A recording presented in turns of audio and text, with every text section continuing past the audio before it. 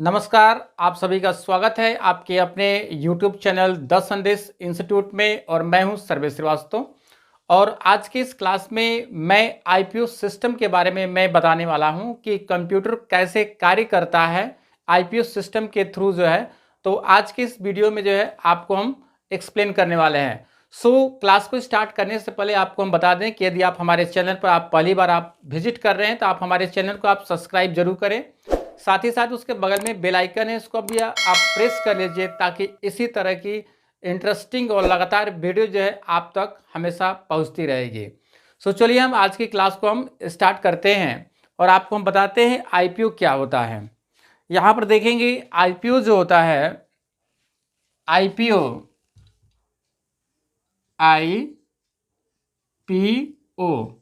IPO मतलब होता है यानी कि पूरा कंप्यूटर जो होता है हम लोग आईपीओ सिस्टम पर ही जो है ये वर्क करता है। आखिर में आपको ये आईपीओ क्या होता है, आई से जो होता है इनपुट होता है। पहले हम इसके बारे में कुछ बेसिक जानकारी ले लेते हैं। आई से होता है इनपुट और पी से हो जाता है प्रोसेसिंग और ओ से हो जाता है आउटपुट। देख लीजिए, यानी कि आईपीओ जो सिस्टम होता है यानी कि जो कंप्यूटर का जो हमारा वर्क होता है वो आईपीओ के आधार पर ही वर्क करता है। यानी कि आई से मैंने आपको इनपुट बता दिया, पी से प्रोसेसिंग बता दिया, ओ से आउटपुट बता दिया।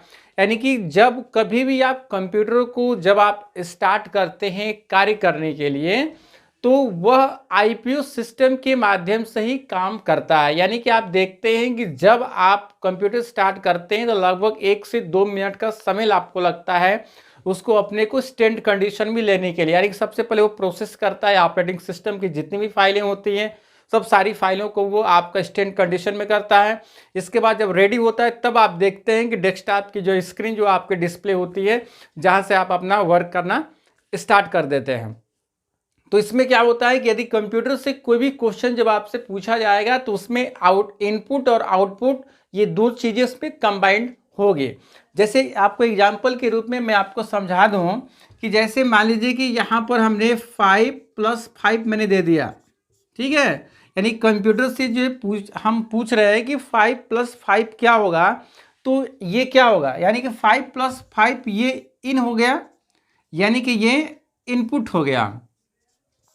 और यहाँ जो आपको आंसर आने वाला है यहाँ पर क्या हो जाएगा, ये आउटपुट हो जाएगा। बात समझ आ रही है हमारे। यानी कि जब आप कोई भी क्वेश्चन जब आप उससे कंप्यूटर से करेंगे तो वो होगा इनपुट और उसके बाद जो उसका जो आंसर आपको जो मिलेगा वो क्या होगा, आउटपुट होगा। ये दोनों जब आप इनपुट और आउटपुट के जो एक जो ग्रुपिंग बनेगा यानी कि इनपुट करने के बाद इसके बाद उसकी एक प्रोसेसिंग प्रक्रिया चलेगी, यानी कि प्रोसेसिंग होने के बाद ही उसको आंसर आपको प्रोवाइड करेगा। जैसे मान लीजिए कि एग्जांपल के तौर पर मैं आपको बता दूं कि यदि आप हमसे कोई भी क्वेश्चन आप पूछते हैं यदि, तो क्या होगा, मैं सबसे पहले आपके क्वेश्चंस को मैं सुनूंगा। मतलब कि मैंने जब आपके क्वेश्चन को मैं सुनूंगा तो आपके डेटा को मैं क्या किया, एक्सेप्ट कर लिया, मतलब कि वो इन हो चुका है। इसके बाद आपके जो क्वेश्चन है उसको हम बताने के लिए अपने माइंड को हम लोग क्या कर रहे हैं, प्रोसेस कर रहे हैं, ठीक है। यानी कि प्रोसेस कर रहे हैं। जब वो प्रोसेस हो जाता है, जो उसका आंसर जब आपको मिल जाता है, जो ही हम उसका आंसर आपको बताते हैं वो क्या हो जाता है, आपका आउटपुट हो जाता है। यानी कि जब आप इन करेंगे और आउट करेंगे तो उसमें प्रोसेसिंग जो होता है अहम भूमिका आपका निभाता है। जब तक प्रोसेसिंग नहीं रहेगा तब तक ना इन हो पाएगा ना आउट हो पाएगा। यानी कि आप अपने सेल्फ अपने आप को रख लीजिए, जैसे आपका माइंड क्या है, प्रोसेसिंग है। तो जब आपका माइंड यदि किसी रीजन से यदि 0% वर्किंग करता है, यानी कि आपका माइंड कुछ समय के लिए स्टॉप कर दिया जाए, तो न आपका वो इन हो पाएगा, यानी कि न आपके डेटा को वो एक्सेप्ट करेगा न आउटपुट करेगा आपका। तो प्रोसेसिंग यहाँ पर मोस्ट इंपॉर्टेंट है, जो कि प्रोसेसिंग का सेंस जो होता है सीपीयू को दिया गया है। जो कंप्यूटर में सीपीयू होता है, सेंट्रल प्रोसेसिंग यूनिट होता है। जितने भी आपके वर्क होते हैं वो सीपीयू के द्वारा ही आपका यहाँ पर होता है। कुछ यहाँ पर डायग्राम के थ्रू आपको मैं यहाँ पर समझा दूँ। यहाँ पर जो होता है एक इनपुट का प्रक्रिया होता है, यहाँ पर इनपुट होगा, इनपुट होने के बाद फिर प्रोसेसिंग होगा, प्रोसेसिंग मैंने कर दिया। इसके बाद फिर यहाँ पर आपको क्या करना है, आउटपुट कर देना है। ध्यान से देखिए, यहाँ पर मैंने आपको क्या कर दिया, इनपुट कर दिया। तो इनपुट होने के बाद क्या होगा, वो प्रोसेसिंग होगा, ठीक है। और जब प्रोसेसिंग हो जाएगा तो उसका आंसर क्या होगा, आउटपुट के रूप में मिल जाएगा। यानी कि आप इनपुट करने का माध्यम क्या होता है, इनपुट आप जब करेंगे तो कीबोर्ड हो जाएगा या तो माउस हो जाएगा। यानी कि कंप्यूटर को जब आप कमांड देंगे काम करने के लिए तो क्या होगा, कीबोर्ड के थ्रू देते हैं या तो माउस के द्वारा देंगे। तो कीबोर्ड और माउस क्या होता है, वो इनपुट होता है। इसके बाद ये जो आउटपुट होगा, जब उसका आंसर आपको जो मिलेगा तो वो आंसर किस पर मिलेगा, आपको मॉनिटर स्क्रीन पर मिलेगा। तो मॉनिटर क्या हो जाएगा, मॉनिटर आपका आउटपुट डिवाइस हुआ ना। तो ये चीज़ें जो है आपको यहाँ पर आपको समझनी है।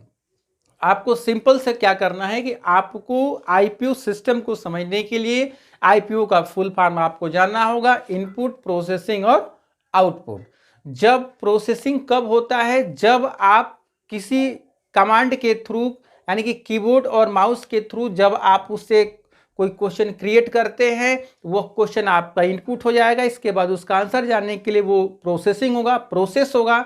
और आफ्टर प्रोसेसिंग के बाद जो है तब आपको आंसर जो है यहाँ पर आउटपुट के रूप में अर्थात मॉनिटर स्क्रीन पर जो है आपको वहाँ पर डिस्प्ले करेगा। यदि हम एग्जाम्पल्स की यदि हम बात कर लेते हैं तो इनपुट के एग्जाम्पल्स जो है कीबोर्ड हो जाएगा, माउस होगा, स्कैनर होगा, माइक होगा। स्कैनर आप समझ ही रहे हैं। माइक होता है, जैसे माइक से मान लीजिए हम लोग बोलते हैं तो माइक क्या होता है, माइक इनपुट होगा।